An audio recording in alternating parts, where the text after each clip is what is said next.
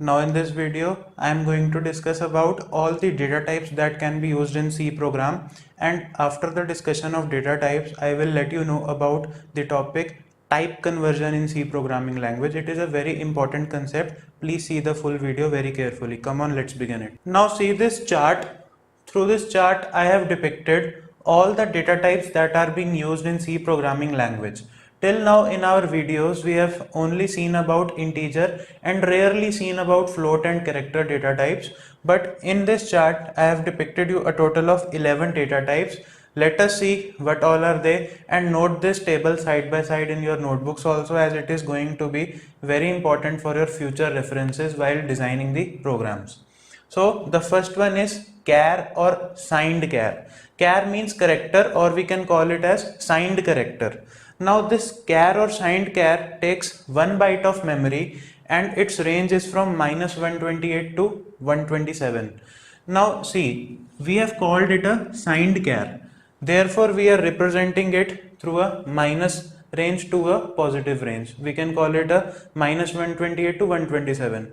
These are basically the codes that are assigned for every character in C programming language. I may have discussed about the ASCII codes in C programming language. These are only that codes. If you total them, you will find a total of 256 codes. So there are a total of 256 characters in which char or signed char are represented from -128 to 127. Due to one zero code in between, it is going up to 127. Now the second category is unsigned char. Now see, here we have written unsigned. That means our range is going to be positive only. When it was signed, it contained negative range to a positive range, but in case of unsigned, we have only the positive range, but there is one difference. This negative range is added up towards the side of positive range. That means if I add this 128 to this side 127, it will become 0 to 255. Only thing we have done is we have made the range whole positive instead of being half negative and half positive. Then third category is of int. Int means integer or signed integer. Now int or signed integer takes 2 bytes of memory and its range is from -32768 to 32767.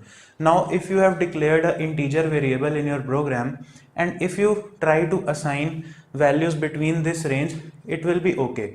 But if you try to assign the value that is more negative than -32,768, suppose you try to assign an integer -40,000, then it will reject your value. Why? Because it ranges from -32768 to 32767 only. This is the case when signed integer or normal integer is written. But if we have written unsigned int, that means if we have declared a variable as unsigned int a is the variable and it is declared as unsigned int, then it will also take 2 bytes of memory. Only thing the difference will come is the negative range will get added up to the positive side and we can hold up to a number of 0 to 65535 number. That means in the previous case we were holding 32,767 at the maximum on the positive side. That means if I try to assign 40,000, it would reject it. But now 40,000 is well depictable in this range. Why? Because it is taking 65,535, that much big number in it. This is the difference between signed and unsigned int. Then comes the short int or signed short int.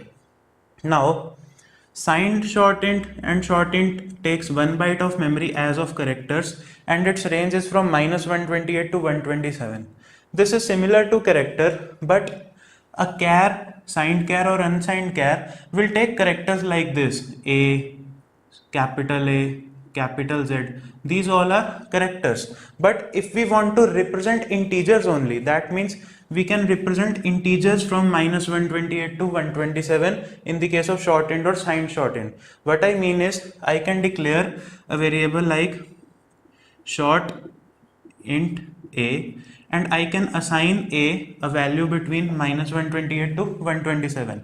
But if I declare a char or signed char, then I have to assign a character to it. I cannot assign integer there. If I want to assign a small integer within this range, I will use short int a. This is the way. We will do programs that you will get more clearer concepts about it. So if I try to assign minus 129 to it, it will be wrong because its negative range is minus 128 only. And if I try to assign 128 to it, then also it will be wrong because positive side range is 127. So you have to assign a number between this to this. And in case of char, you have to assign a character such that the ASCII code of that character is between this to this. This is the difference between the two. Now, sixth is unsigned shortened. Unsigned shortened is simple. It will take 1 byte of memory and negative range will get added to the positive side, and we can hold up to 255 number. If I try to assign 256, it will reject it. If I try to assign -1, it will reject it. Anything between 0 to 255, including 0 and 255, will be accepted. Then comes the long int or signed long int. Signed long int or long int takes 4 bytes of memory, and it can carry this much of negative number to this much of positive number. -21474836648 to 21474836647. This is the range of long int. If you want to hold numbers even greater than 65,000, you can use long int or signed long int. And eighth category is unsigned long integer. Then same, the negative range will get added to the positive side, 0 to 42949679295. This is the range of unsigned long int. It is also taking 4 bytes of memory. Then comes our float. Float also uses 4 bytes of memory. Then the range is 3.4 into 10 power minus 38 to 3.4 into 10 power 38. This is the range of a float. Then double. Double is also same as float, only it will take more memory, 8 bytes memory. It is taking double the memory of float, that why its name is double. So range is 1.7 into 10 power minus 308 to 1.7 into 10 power 308. Here it was minus 38, either minus 308, and here 38 and here 308. This is the difference between float and double. Then comes the long double. Long double takes the 10 bytes of memory. It is taking the maximum memory. Then the range is 3.4 into 10 power minus 4932 to 3.4 into 10 power 4932. So these are all the data types that can be used in our C programming language. In the next video, I will discuss about the format specifiers that are used for each of them. What are format specifiers? Format specifiers simply mean the things that we use, like suppose %d we use for integers, %c for characters, %f for floats. This all are called format specifiers. In the next video, I will be discussing about the format specifiers. Till now, you will note this chart down neatly in your notebooks, and in this video only, we will study about type conversion also. Now, one thing I want to tell you, that in this chart, I have written the size of each of the data types. Whatever the size, I have mentioned along with it, like 1 byte for character, 2 bytes for integer, 4 bytes for float. But you may please note this point in your notebook, that the size can vary from implementation to implementation. Suppose in Unix operating system, the size of float may be 8 bytes or maybe 2 bytes. In Windows, it may be 4 bytes or 16 bytes.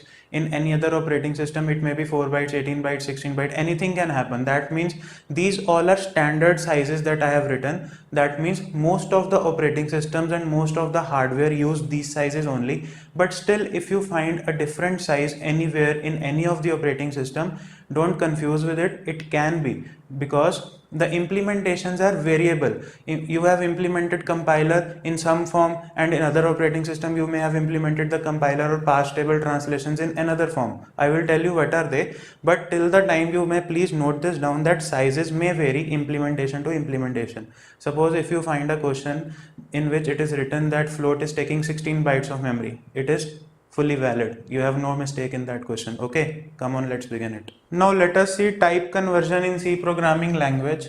Type conversion, as the topic name suggests, it basically means conversion of one data type to another.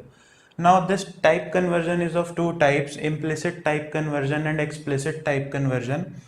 Implicit type conversion is automatic.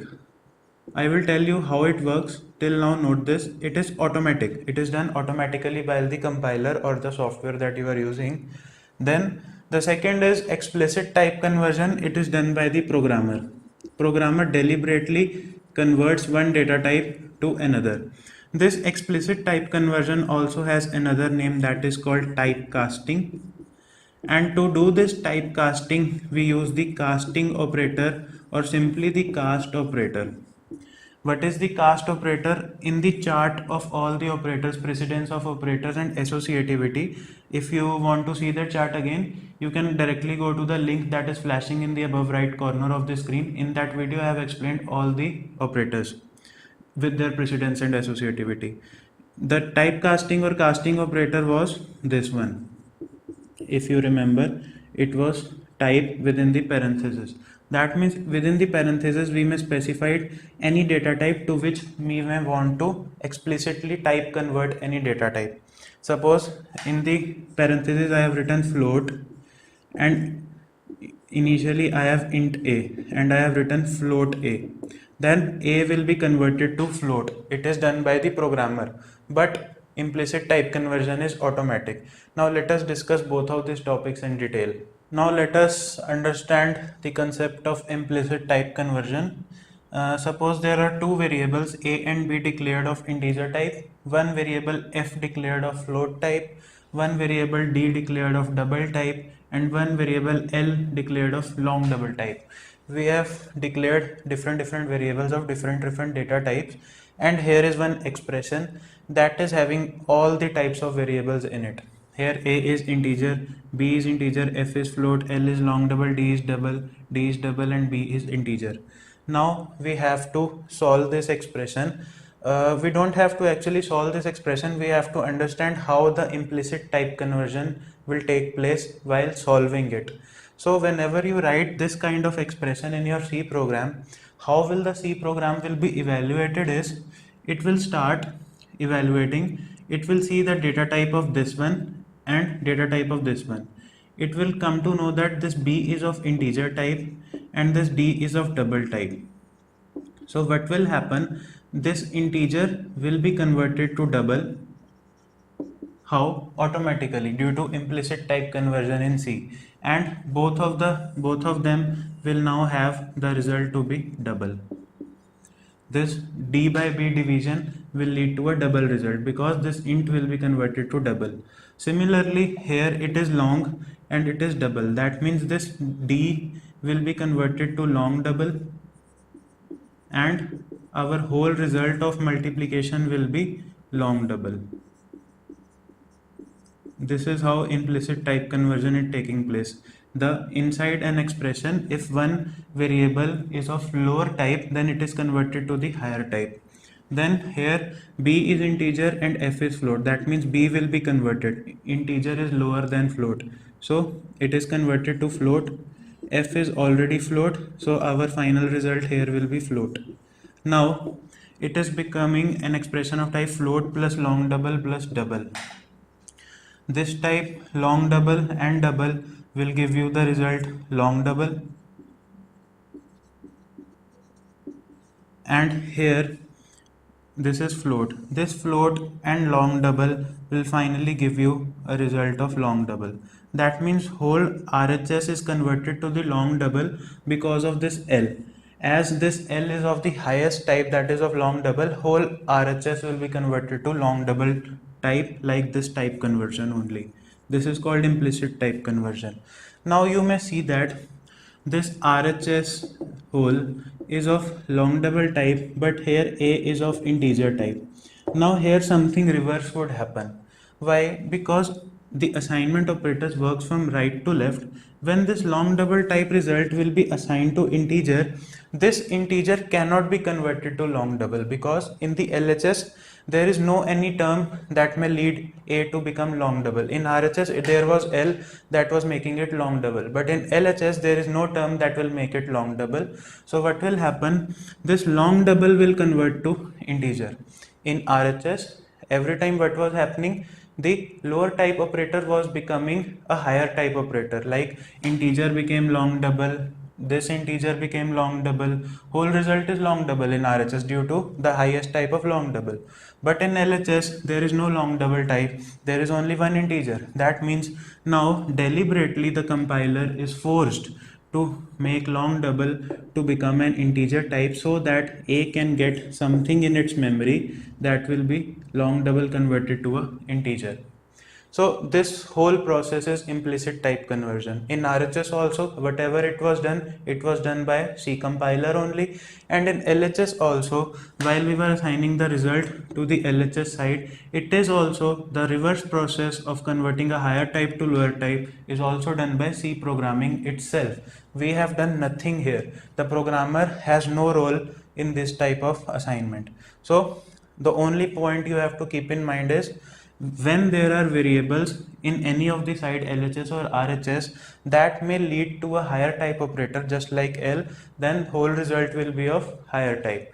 But while assignment, if LHS is not having a higher type operator, and then the C programming will deliberately make it to a smaller type. That means long double can be converted to integer, double, float, anything. But if there is a long double here also, then it is well and good, it will assign directly. Note this program example in your notebook.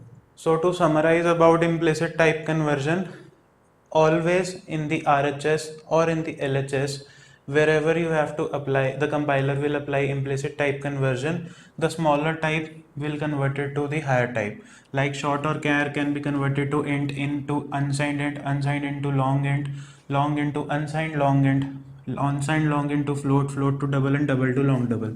That means lower type data types are converted to higher type, but this all chain is valid only for the implicit type conversion except assignment. That means, what is meant by except assignment? That means while you are assigning this result from RHS to LHS, right to left assignment operator works. So whenever you are assigning RHS to LHS, the conversion will take place depending upon the LHS. Whatever be the data type of LHS, RHS will be converted to that LHS. So here the process can be from lower to higher, or it can also be from higher to lower. But within the LHS and within the RHS, the lower to higher hierarchy will be followed. Only the exception is while assigning RHS to LHS, whatever can be done depending on the LHS. Note this down. Now let us see explicit type conversion in C programming. I told you that this explicit type conversion is done by the programmer. It is not done automatically. So programmer is responsible for any conversion of any data type to another data type in this. Now this explicit type conversion is very easy to understand. You will understand in this much program only that what is going to happen in this. I have written a small program. It starts from here and ends here. Please add the header files on your own. Then I have written int radius. Then a memory for radius will be created, which will be of integer type, and float r, a memory r will be created, which will be of float type. And here I have assigned 51.43 to r. That means in the memory of r I have 51.43. Because it is a float, it can take real numbers. Then this statement radius is equals to, in the parenthesis I have written int r. Now what is this exactly? This is exactly a format like type and here expression. This is the format we use for explicit type conversion, which we also call as typecasting. And type this type within the parenthesis is called casting operator. This casting operator is depicted in the chart of operators and precedence and associativity of operators that I discussed before. So this is how explicit type conversion is done. What it will do is float r is written. That means this r is of float type. After writing it like this within the parenthesis int and then r, that means like this form, this r will be forced to convert to integer type. That means after doing this, this r will be converted to integer type.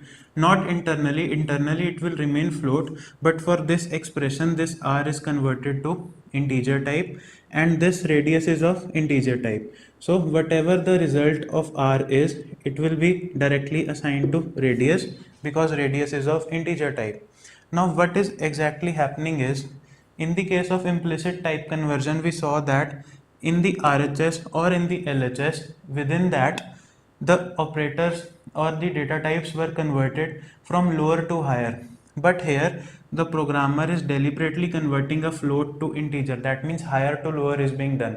So this all can be done only by explicit type conversion. If you want lower to higher conversion, implicit type conversion, C programming will automatically do it. But if you want to convert from higher to lower, then you have to use typecasting or explicit type conversion.